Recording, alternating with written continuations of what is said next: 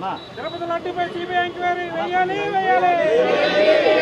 తిరుపతి లడ్డూపై CBI enquiry. కేవలం రాష్ట్రంలో ఉన్నటువంటి అనేక సమస్యల్ని, వారు ఇచ్చినటువంటి హామీల్ని, వాటన్నింటినీ కూడా పక్కన పెట్టేటువంటి దానికి డైవర్షన్ పాలిటిక్స్ అనేటువంటిది ఆయన తీసుకున్నాడు. మనందరూ తెలుసు, మాయిల్ ఫకీర్లు ఉంటారు, ఉన్నది లేనట్టుగా లేనిది ఉన్నట్టుగా చూపించడం. ప్రపంచ ప్రఖ్యాతిగాంచినటువంటి పిసి సర్కార్ మెజిషియన్ మనందరికీ తెలుసు, జాదూ గారు అంటారు. సో అటువంటి వ్యక్తి ఏ రకంగా లేనిది ఉన్నట్టుగా ఉన్నది లేనట్టుగా చూపిస్తాడో, ఈయన కూడా ఉన్నది లేనట్టుగా లేనిది ఉన్నట్టుగా చూపించేటువంటి ప్రయత్నం చేస్తూ ఉన్నారు.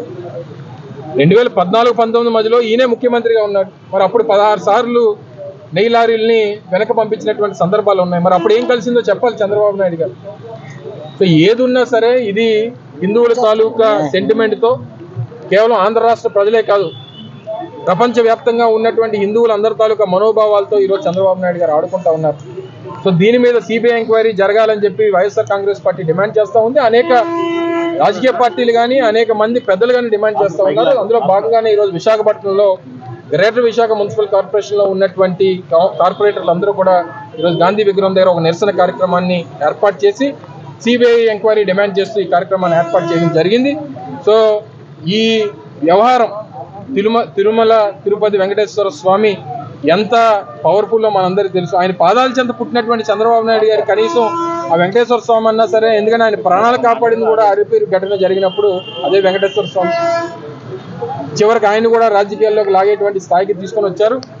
ఈ తిరుమల తిరుపతి నెయ్య గొడవతో తెలుగుదేశం పార్టీ భూస్థాపితం కోసం 6 అడుగులు గొయ్యి తవ్వుకుంది అనేటువంటిది మేము బలంగా నమ్ముతా ఉన్నాం.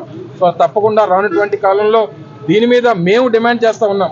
మేము సిబిఐ ఎంక్వైరీ డిమాండ్ చేస్తూ ఉన్నాం. ఇందులో జగన్మోహన్ రెడ్డి గారిని ఏదో పెట్టి ఆయన్ని తప్పుపట్టాలన్నటువంటి ప్రయత్నం చేస్తూ ఉన్నాం. మేము దేనికన్నా సిద్ధం, మీరు ఏ ఎంక్వైరీ కన్నా సిద్ధం. మీరు అధికారంలో ఉన్నారు, మీ రాజకీయ పార్టీలు అన్ని కలిపి కేంద్రంలో రాష్ట్రంలో అధికారంలో ఉన్నటువంటి రాజకీయ పార్టీలు సిబిఐ ఎంక్వైరీ చేయండి.